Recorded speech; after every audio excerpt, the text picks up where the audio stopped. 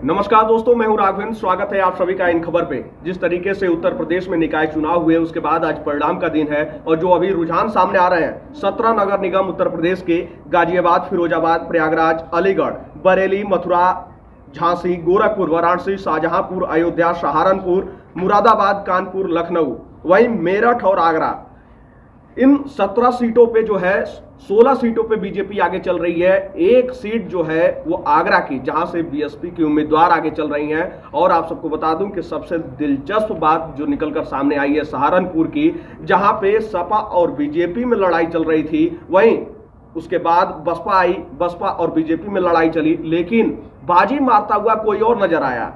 ठीक जैसे ही छठवें राउंड की काउंटिंग शुरू होती है, वहां पे एमआईएम का कैंडिडेट आगे निकल जाता है। सही सुना आपने, एमआईएम, ओवैसी की पार्टी एमआईएम जो है आगे निकलती हुई नजर आ रही है। और सबसे खास बात यह है, अब प्रयागराज जो उत्तर प्रदेश की हॉट सीट है, गोरखपुर, प्रयागराज, वाराणसी और इधर आ जाए तो कानपुर, मेरठ, आगरा, इन सब की बात की जाए तो प्रयागराज सबसे हॉट सीट मानी जा रही थी, क्योंकि बीजेपी ने अपना मेयर प्रत्याशी भी बदल दिया था। लेकिन मेयर प्रत्याशी बदलने का ज्यादा खामियाजा बीजेपी को तो भुगतना नहीं पड़ रहा है, क्योंकि वहां से बीजेपी अभी भी आगे चल रही है। लेकिन अगर नगर निगम वार्ड की बात की जाए तो कुल वार्ड की संख्या वहां पे 100 है, जो रुझान अभी निकलकर सामने आ रहा है। वहां पे बीजेपी मात्र 16 सीटों पे आगे चल रही है, तो वहीं सपा जो है 17 पे। और सबसे खास जगह प्रयागराज का चकिया वाला इलाका, जहां का अतीक रहने वाला था, वहां पे समाजवादी पार्टी आगे चल रही है।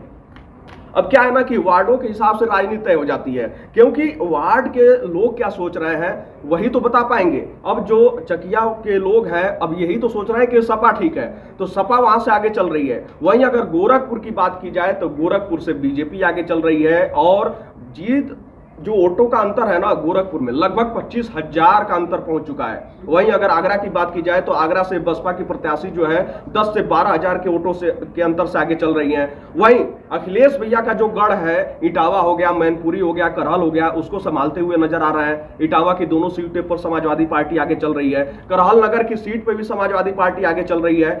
वहीं सबसे बड़ी बात जो है निकलकर सामने आई मेरठ, जहां पे शुरुआती रुझान में समाजवादी पार्टी लगातार आगे चल रही थी, लेकिन अब जो है तख्ता पलट होता हुआ नजर आ रहा है। बीजेपी आगे हो गई है